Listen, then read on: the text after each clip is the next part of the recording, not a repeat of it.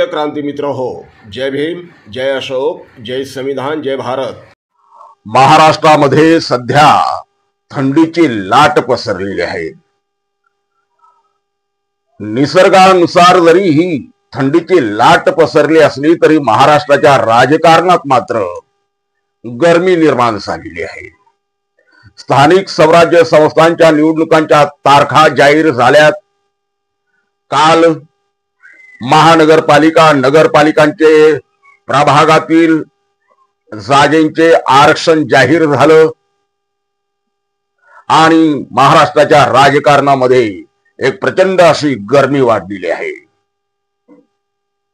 अर्थात सर्व मातब्बर पक्ष काँग्रेस, शरद पवारांची राष्ट्रवादी आणि उद्धव बाळासाहेब ठाकरे यांची शिवसेना या तिन्ही पक्षांची मोठ एका बाजूला महाआघाडीच्या नावानं तर दुसऱ्या बाजूला नरेंद्र मोदी, अमित शहा यांची भारतीय जनता पक्ष, एकनाथ शिंदे यांचा शिवसेना आणि अजित पवारांची राष्ट्रवादी यांची मोठ महायुतीच्या नावानं दुसऱ्या बाजूला। अर्थात ह्या महाआघाडी बरोबर आणि महायुती बरोबर अनेक छोटे मोठे पक्ष देखील आहेत। तर तिसरीकडे वंचित बहुजन आघाडी सारखा पक्ष हा स्वबळावरती स्वतंत्रपणे लढण्याची चिन्ह अधिक दिसत आहे। अशा वेळेला या मातब्बर पक्षांची सगळ्यांची निवडणुकांमध्ये तयारी सुरू आहे। पण या सगळ्या भाऊगर्दीमध्ये एका पक्षानं संपूर्ण महाराष्ट्राचे लक्ष वेधले आहे।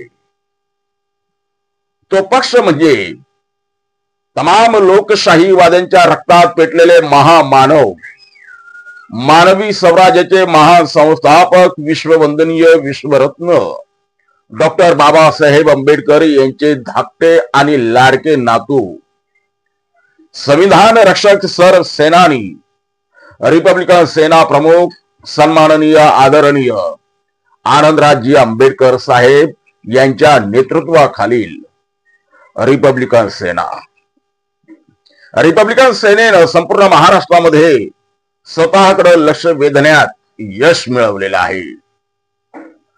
आनंदराज आंबेडकर साहेब आणि राजगृहाचे युवराज, भारताचे उद्याचे आशास्थान ॲडव्होकेट आमनजी आंबेडकर या दोन्ही बाप लेकांनी संपूर्ण महाराष्ट्र पालथा घातलाय।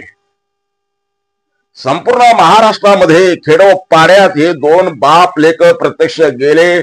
कार्यकर्त्यांशी, तळागाळातील जनतेशी त्यांनी संपर्क साधला, संवाद साधला, योग्य त्या दिशा दिग्दर्शन त्यांना केलं, निर्देश दिले, संदेश दिले, आदेशही दिलेत। निवडणुका जिंकण्यासाठी काय करावं लागतं आणि काय करू नये याचं एक प्रकारे त्यांनी प्रत्येक ठिकाणी कार्यशाळा घेतली। संपूर्ण महाराष्ट्रामध्ये या बाप लेकाच्या जोडीनं भल्या भल्या राजकारण्यांना घाम फोडलाय।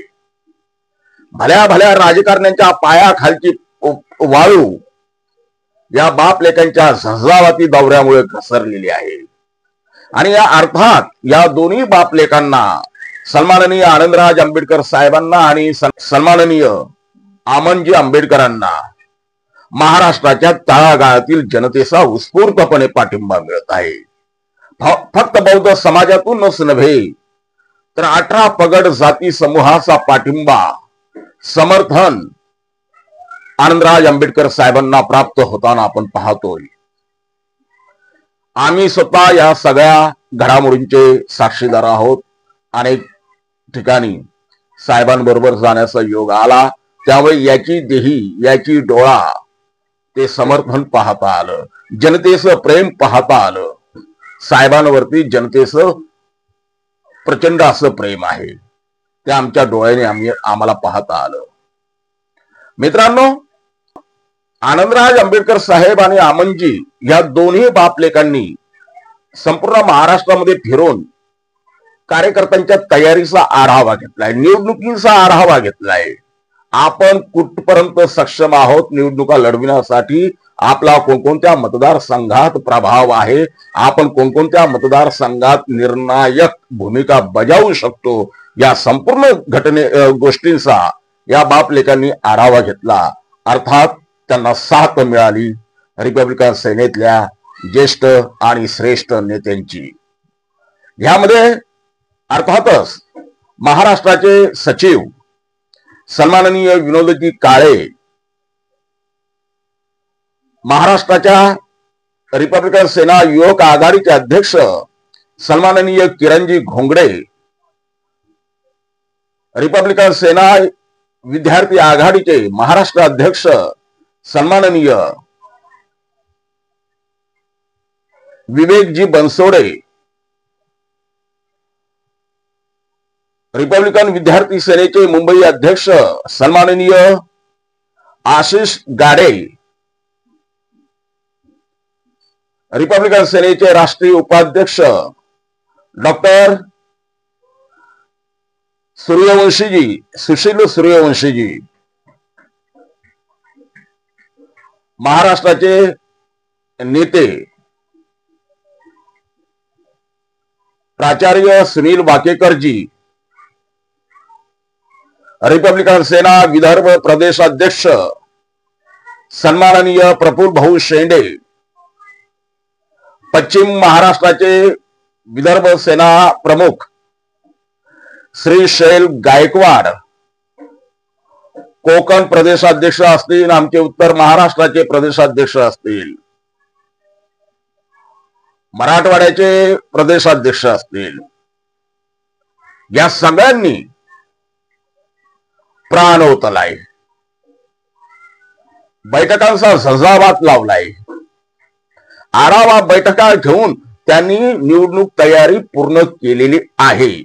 महाराष्ट्रामधला एकमेव पक्ष आहे रिपब्लिकन सेना की ज्याची निवडणूक पूर्व तयारी पूर्णपणे झालेली आहे, संपूर्ण तयारी झालेली आहे. फक्त नगरपालिकांच्या निवडणुकांच्या तारखांची वाट पाहण्यात येते की निवडणुकांच्या तारखा कधी जाहीर होतात आणि आमचे कॅन्डिडेट उमेदवार मैदानात कधी उतरतात. उमेदवारांच्या मुलाखती सुरू आहे, संभाव्य उमेदवारांच्या मुलाखती सुरू आहे. एका एका भागामध्ये, एका मतदारसंघामध्ये 4 ते 5, 5 ते 6 उमेदवारांची इच्छुक उमेदवार दिसून येत आहे. हा वाढता प्रतिसाद रिपब्लिकन सेनेला मिळत आहे. जिंकण्याची हमी, जो पक्ष जिंकण्याची हमी देतो किंवा ज्या पक्षाकडून जिंकण्याची हमी गॅरंटी राहते त्याच पक्षाकडे कार्यकर्त्यांचा इच्छुक उमेदवारांचा ओढा राहतो आणि तो ओढा सध्या रिपब्लिकन सेनेकडे आहे. अर्थात हा फक्त भाऊगर्दी नाहीये, याच्यामध्ये उच्च शिक्षित आणि तळागाळातल्या कार्यकर्त्यांचा भरणा आहे. डॉक्टर आहे, प्राचार्य आहे, प्राध्यापक आहे, इंजिनियर आहे, वकील आहे, साहित्यिक आहे, पत्रकार आहे, त्याच पद्धतीनं तळागाळातला कार्यकर्ता सुद्धा आहे. आणि या सगळ्यांची एकच इच्छा आणि एकच जिद्द आहे, भले आम्हाला तिकीट मिळो न मिळो, कारण एका मतदारसंघात 5-5, 6-6 इच्छुक उमेदवार जर असतील तर प्रत्येकाला तिकीट मिळणं शक्य नाही, त्यातल्या एकाला तिकीट मिळणार. परंतु बाकीच्यांची अशी प्रामाणिक इच्छा आहे की ज्यांनी अनेकदा साहेबांकडे ती व्यक्त देखील केलेली की साहेब आमच्यापैकी कोणालाही तिकीट मिळालं तरी चालेल, हरकत नाही, परंतु आम्हाला फक्त आणि फक्त रिपब्लिकन सेनेचा प्रतिनिधी महानगरपालिकेत जाताना आम्हाला पाहायचा आहे. भले मग तू त्याच्या रूपानं असो तर त्याच्या रूपानं असो की माझ्या रूपानं असो, फक्त रिपब्लिकन सेनेचा निळा छेंडा तिथं डौलानं फडकताना आम्हाला पाहायचा आहे. ही जिद्द कार्यकर्त्यांच्या मनानं कार्यकर्त्यांनी जी बाळगलेली आहे ती जिद्द ही साहेबांची खरी ताकद आहे.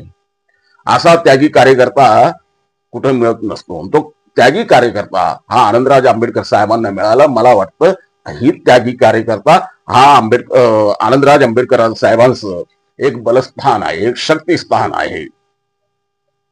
ह्याच कार्यकर्त्यांच्या जोरावर आज आनंदराज साहेब संपूर्ण महाराष्ट्रामध्ये टक्कर देत आहेत, भल्या भल्यांना टक्कर देत आहेत. महाशक्तीला जे सत्ताधारी म्हणजे जे साधन संपत्तीनं शक्तिशाली आहेत अशांना ते टक्कर देत आहेत.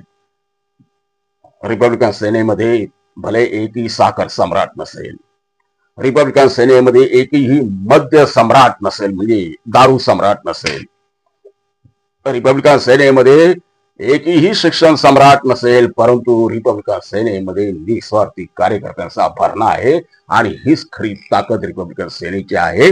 येत्या निवडणुकीमध्ये ही निवडणूक बांधवांनो साधी आणि सोपी नाहीये. ही निवडणूक रिपब्लिकन सेनेच्या फक्त पदाधिकाऱ्यांनी, ज्यांची मी नावं घेतली त्या पदाधिकाऱ्यांनीच फक्त मनावर घेतलेली नाहीये, तर या रिपब्लिकन सेनेच्या तळागाळातल्या कार्यकर्त्यांनी ती मनावर घेतलेली आहे. कारण मी मगाशी म्हटल्याप्रमाणे ही निवडणूक साधी आणि सोपी नाही. या निवडणुकीच्या माध्यमातून संधी आलेली आहे सत्तेत जाण्याची. आज अधिकाधिक रिपब्लिकन सेनेच्या माध्यमातून अधिकाधिक कार्यकर्त्यांना नगरसेवक म्हणून नगरपालिकेत पाठवण्याची सुवर्ण संधी आलेली आहे. ती सुवर्ण संधी आता कोणत्याही परिस्थितीमध्ये दवडायची नाही. ती सुवर्ण संधीत रूपांतरित करून दाखवायची ही जिद्द इथल्या प्रत्येक कार्यकर्त्यानं, तळागाळातल्या कार्यकर्त्यानं मनाशी बाळगलेली आहे आणि ते सत्यात उतरवण्याच्या मागं लागलेले आहे. प्रॅक्टिकल ते मागं लागलेले आहे. कारण ह्या निवडणुकीने साधी सोपी ही निवडणूक याच्यासाठी नाही, कारण ह्या निवडणुकीमुळे तुमचे उद्याच्या विधानसभेत खातं खोलणार आहे. उद्याची विधानसभा तुमच्या ताब्यात येणार आहे. ह्याच निवडणुकीच्या निकालावर तुम्ही लोकसभेमध्ये काय प्रभाव पाडणार याचे गणित ह्याच निवडणुकीद्वारे तुम्हाला कळणार आहे. त्याची झलक आपल्याला ही निवडणूक ही मिनी विधानसभा निवडणूक आहे. त्यामुळे जास्तीत जास्त प्रतिनिधी रिपब्लिकन सेनेच्या माध्यमातून तिथे गेले पाहिजे. आंबेडकरी कार्यकर्ता, स्वाभिमानी कार्यकर्ता हा सत्तास्थानी गेला पाहिजे.